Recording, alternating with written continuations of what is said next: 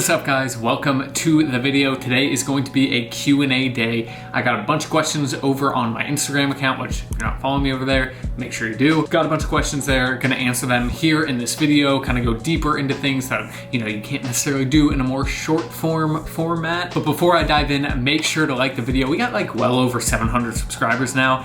Can't be treating this like a little nothing channel right now. 3-4 likes on the video. It's a bad look for me.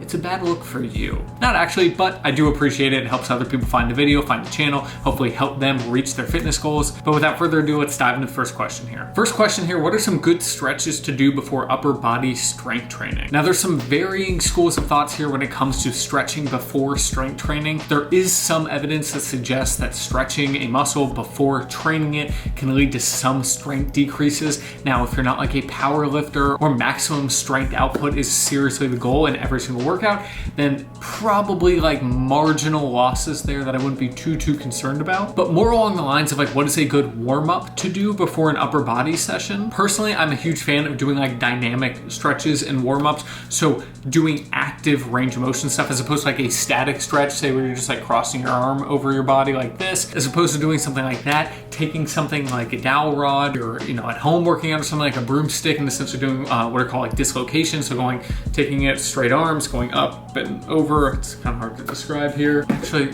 I'll just show you. So essentially taking like a dowel rod or even a band or something if you have a little less mobility, and going up and over like that. Doing band pull aparts is another great thing. Also, if you're going into like heavy working sets, doing lighter warm-up sets is another thing. A big part of warming up is getting blood flow to the part of the body that you plan on working. Getting blood flow to these areas will help lubricate your joints, get everything feeling better from a connective tissue standpoint. So in terms of specific stuff, doing dynamic movements, going through a full range of motion for what you're about to train. Also foam rolling, big foam rolling guy. If you don't know how to foam roll, I have a whole video which I will link up here somewhere, which will show you like how I foam roll, how you should foam roll, and all the rest of it. Next question here is, how much weight should I be losing a week? So assuming fat loss is the goal, you're trying to lose body fat. A good range to shoot from, depending on how deep your deficit is anywhere between half a pound to up to even 2 pounds per week. Closer to 2 pounds is a little less sustainable for most folks. It tends to mean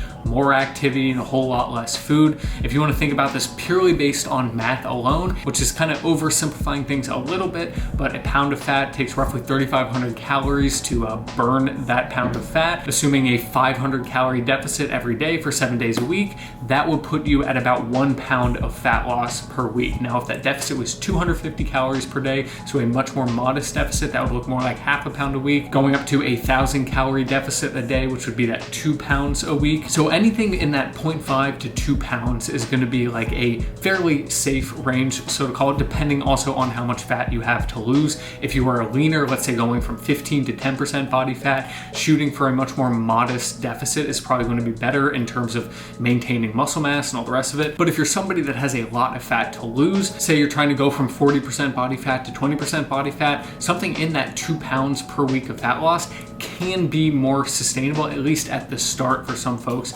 depending on how deep of a deficit and how active you are through the day. What is a pull or push day? Now, I'm assuming this question comes from the fact that like I talk a decent amount on Instagram about my own programming, and that kind of looks like a push day, a pull day, a leg day, and like an accessory type day. And when I talk about a push day versus a pull day, so a push day just means that they are like push dominant movements. Think like bench press, overhead press, things that you are pressing away from your body, whereas a pull day, things like pull-ups, a row, things that you are pulling in towards your body. So it's as simple as that, literally pushing things away versus pulling things away. How do you fix unevenness in strength? Example, one arm is easier than the other. First and foremost, super common thing. I have trained so many people for so many hours over the years, and almost every single person has some type of strength imbalance between left or right. If you're right-handed, generally your right arm tends to be stronger than your left, vice versa, for left-handed people and with your legs as well.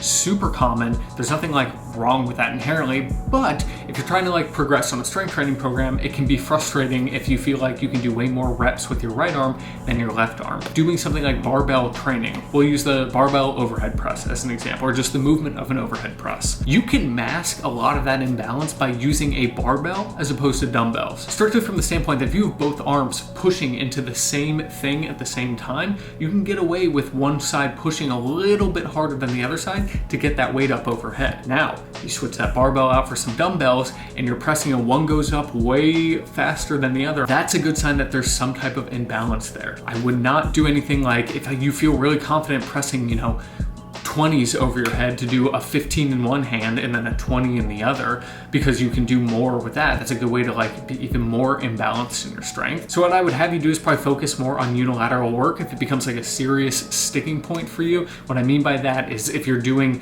squats and one leg is, much stronger than the other, doing exercises like a Bulgarian split squat is a good way to train your legs independently under the same load so that you can really focus on bringing up the strength in one leg to match the other, and same thing with your arms or anything like that. What is my current workout split? Am I still doing gymnastic stuff?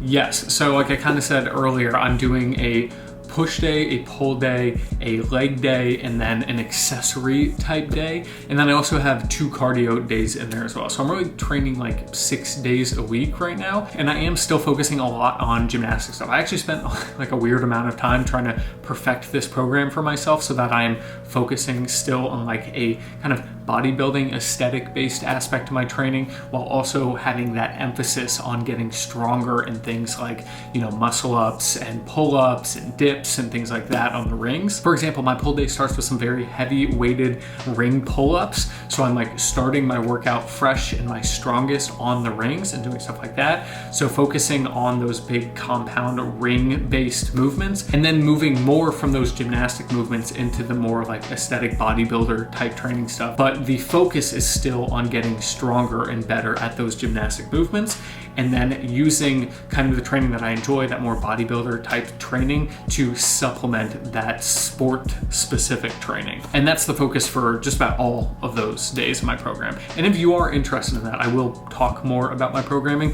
but everybody is different. So sometimes it doesn't feel like super productive to just share the specifics of what I'm doing for me and my goals and my body. But comment below if you want to know more about my programming. I'd be happy to share it with you guys. I feel like I'm eating super little, like 800 calories and not losing weight. So this question I know comes from a guy, and I will say that you probably aren't eating 800 calories. So let's throw the first caveat right at the top here. If you are actually that concerned that your metabolism is at a point where you are not losing weight at 800 calories, which would be, have a difficult time sustaining life at 800 calories a day, you should see a doctor. But with that being said, the reality situation, and this is something that I have to say I see a lot from folks, is completely underestimating how much they're actually eating and just assuming it's way less than they are. Generally, if you think that you're only eating 800 calories a day, you probably aren't actually tracking your food intake in a meaningful way. So my advice to that would be to actually track every single thing you eat in a day,